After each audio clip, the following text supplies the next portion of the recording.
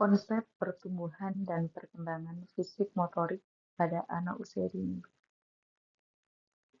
Memahami fondasi pertumbuhan dan perkembangan fisik motorik anak usia dini adalah kunci untuk mendukung potensi optimal mereka.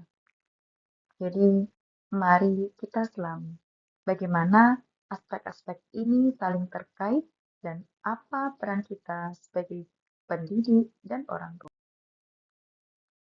Pertumbuhan dan perkembangan fisik motorik ini sebagai landasan pembelajaran, karena keterampilan motorik ini mempengaruhi kognisi dan kemampuan belajar anak secara keseluruhan. Selanjutnya, untuk kemandirian dini, perkembangan fisik motorik yang baik mendukung kemandirian anak dalam aktivitas sehari-hari. Selanjutnya, interaksi sosial. Kemampuan motorik yang terkoordinasi memfasilitasi partisipasi dalam permainan dan interaksi sosial. Jadi, mengapa memahami fisik motorik itu penting untuk anak usia dini? Karena perkembangan fisik motorik adalah cerminan kesehatan menyeluruh dan fondasi bagi aspek perkembangan lainnya. Pertumbuhan fisik. Pertumbuhan fisik mengacu pada perubahan kuantitatif pada tubuh anak, seperti tinggi badan, berat badan, dan lingkar kepala. Ini adalah indikator utama kesehatan dan nutrisi. Tinggi badan merupakan peningkatan panjang tubuh dari lahir hingga dewasa.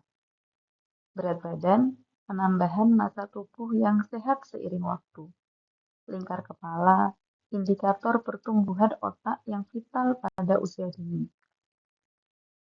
Jadi kita harus memantau rutin untuk mendeteksi masalah pertumbuhan sejak dini. Perkembangan motorik kasar merupakan tonggak penting dan simulasinya.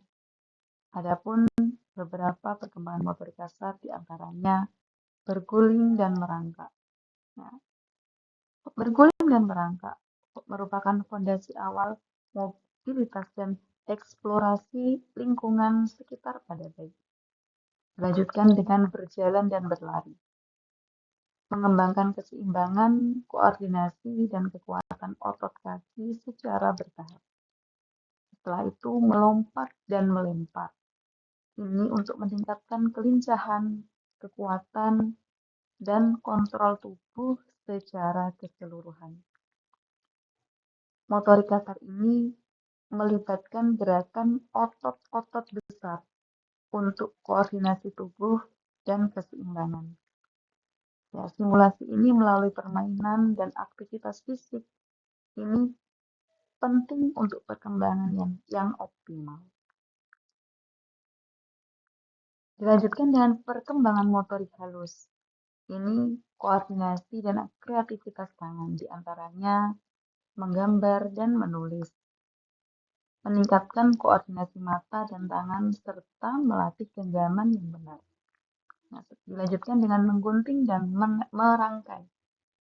Nah, di sini untuk melatih ketepatan, kesabaran, dan kemampuan memanipulasi benda kecil. Kreativitas selanjutnya yaitu bermain blok dan puzzle. Ini untuk mengembangkan pemecahan masalah, kreativitas, dan ketelitian. Adapun faktor-faktor yang mempengaruhi pertumbuhan dan perkembangan motorik, diantaranya faktor genetik. Nah, faktor genetik adalah bawaan gen memainkan peran yang sangat besar dalam potensi pertumbuhan dan kecepatan perkembangan anak. Dilanjutkan dengan nutrisi.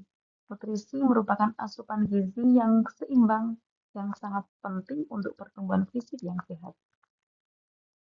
Yang selanjutnya lingkungan. Nah, simulasi yang kaya dan interaksi positif membentuk lingkungan belajar yang optimal. Yang terakhir kesehatan. Ya, kondisi medis tertentu ini dapat mempengaruhi pola pertumbuhan dan perkembangan fisik motorik. Adapun untuk mendeteksi potensi keterlambatan dan strategi simulasi.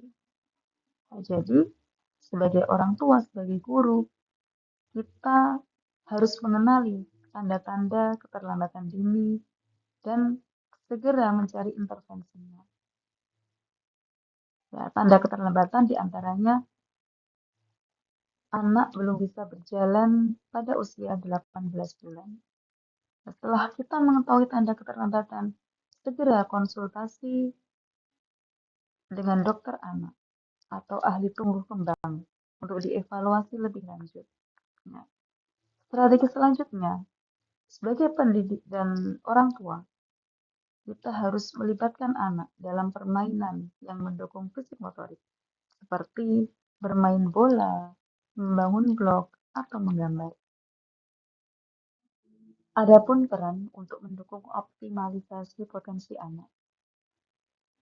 Jadi, untuk mendukung optimalisasi potensi anak dalam pertumbuhan dan perkembangan fisik motorik, kita dapat berperan aktif dalam menyediakan lingkungan yang mendukung, menstimulasi yang tepat, dan mendeteksi dini jika ada masalah.